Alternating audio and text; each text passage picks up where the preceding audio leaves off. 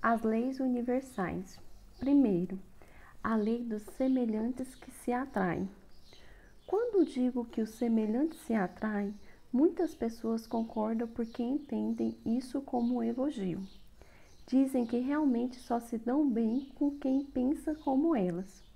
Isso é óbvio, mas quando começo a me aprofundar nas explicações dessa lei e digo que até aquela pessoa de quem você não gosta ou que o faz sofrer também é semelhante a você, então a conversa muda e a pessoa diz perplexa que isso é um absurdo, pois ela não tem nada a ver com tal pessoa.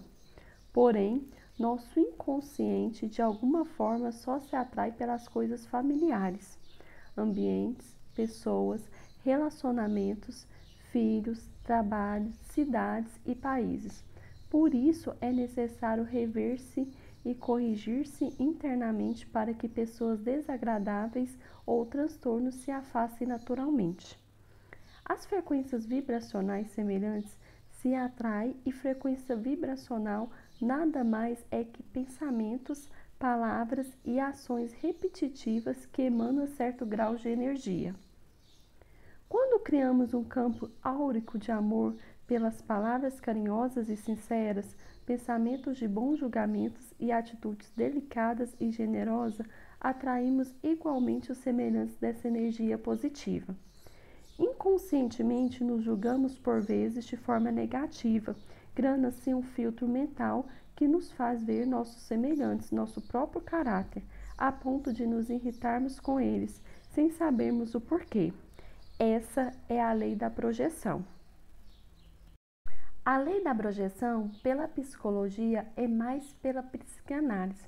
Sabe-se que o ser humano se projeta constantemente em outras pessoas e até em animais.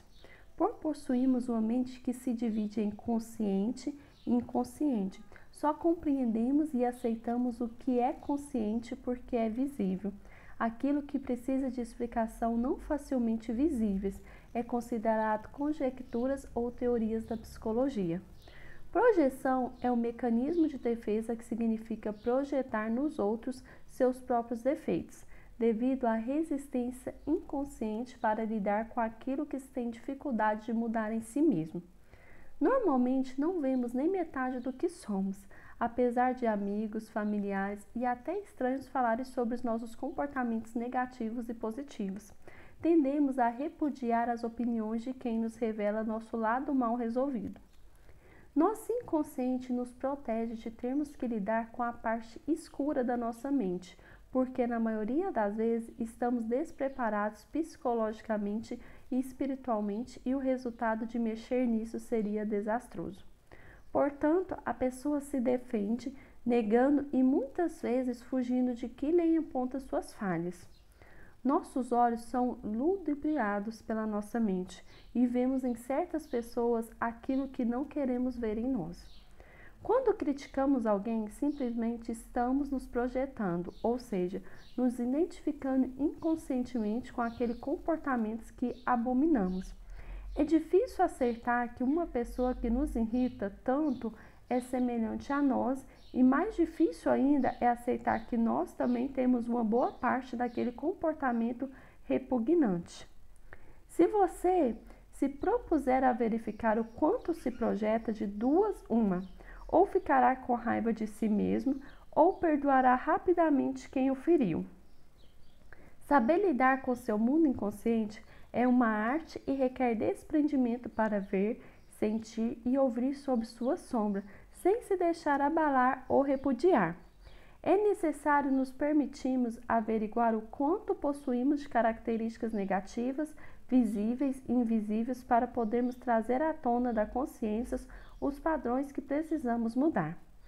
Enquanto nos irritamos ou nos magoamos com certas pessoas, isso simbolizará que ainda possuímos o mesmo comportamento daquela pessoa. Entretanto, ao modificarmos a nossa forma de ver a nós mesmos e corrigirmos nosso caráter, não nos sentiremos mais afetados por aqueles que escravizaram nossa atenção e nossa paz, pois nossa mente inconscientemente não se identificará mais com tais comportamentos. Se você vive rodeado de pessoas complicadas ou problemáticas, é um grande indício de que seu mundo interno precisa ser revisto e transformado. Pare de tentar mudar os outros, pois ninguém muda ninguém, a não ser que a pessoa se esteja em processo de mudança. Toda tentativa de mudar alguém evidencia a dificuldade própria de mudar a si mesmo. Pela projeção, tentamos inconscientemente falar ao nosso coração tudo o que geramos desde a infância em nosso comportamento e que não podemos enxergar em nós mesmos, devido aos impulsos de autodefesa. O semelhante se atrai inconscientemente para mostrar ao outro onde precisa melhorar e não para se destruírem. Ser semelhante não significa estar literalmente o que o outro faz, mas manter em seu interior a mesma conduta rígida, crítica, negligente, folgada, de vítima, autoritária, possessiva, arrogante e competitiva que o outro possui. Se, por exemplo, uma pessoa se irrita profundamente com outra que chega sempre atrasada para os compromissos, sendo que a primeira é pontual sempre pela projeção, ela está se irritando devido à atitude interna semelhante que as duas possuem, ou seja, ambas detestam ser controladas ou dependentes. Se você pretende ser feliz e não sofrer mais pelos outros fazem de errado, procure se perceber, usando como espelho as pessoas das quais você reclama tanto. Isso lhe mostrará que a única responsável pelas suas tormentas é a sua falta de observação das leis do universo. A força dessa lei vai além dos comentários acima. Ela mergulha no inconsciente coletivo, trazendo até você pessoas estranhas que prejudicarão de alguma forma ou salvarão no momento em que você mais precisar. A sincronicidade do universo, que mantém em movimento o jogo da vida, ultrapassa o tempo e o espaço dos homens e se funde à lei de causa e efeito. Na projeção, também enxergamos nossas qualidades em outras pessoas.